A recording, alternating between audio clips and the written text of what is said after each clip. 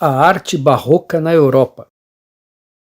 A arte barroca desenvolveu-se no século XVII, período de grandes mudanças na Europa da Idade Moderna. Para melhor entender os acontecimentos daquele século, precisamos buscar suas origens em fatos do século XVI, dos quais um dos mais importantes foi a Reforma Protestante, que se iniciou na Alemanha e expandiu-se por muitos outros países.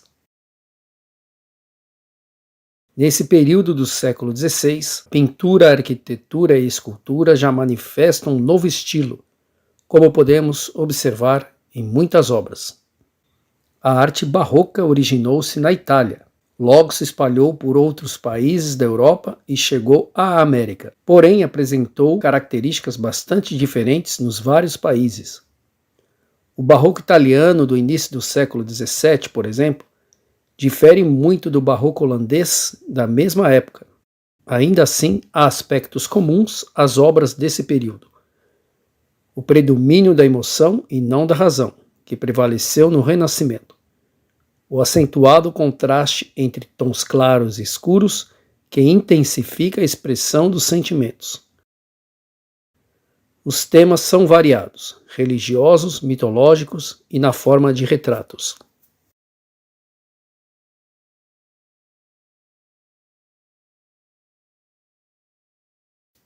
A pintura. Os pintores italianos Caravaggio, Tintoretto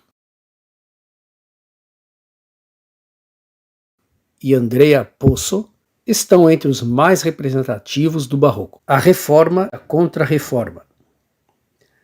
A Reforma Protestante, movimento de contestação à doutrina da Igreja Católica, teve como principal líder o alemão Martinho Lutero. Apesar de ter sido um movimento religioso, provocou mudanças em outros setores da cultura europeia.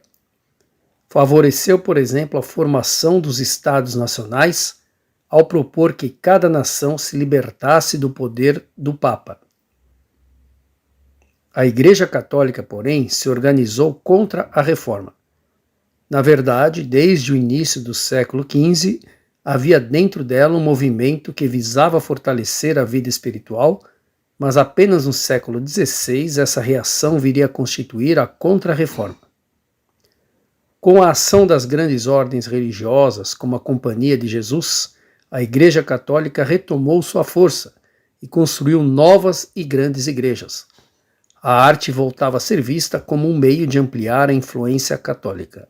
O juízo final de Michelangelo.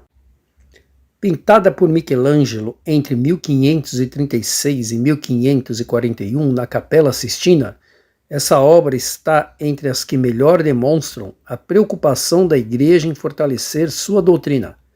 A intensidade das expressões e o vigor das figuras fazem de Michelangelo, sem dúvida, o precursor do barroco.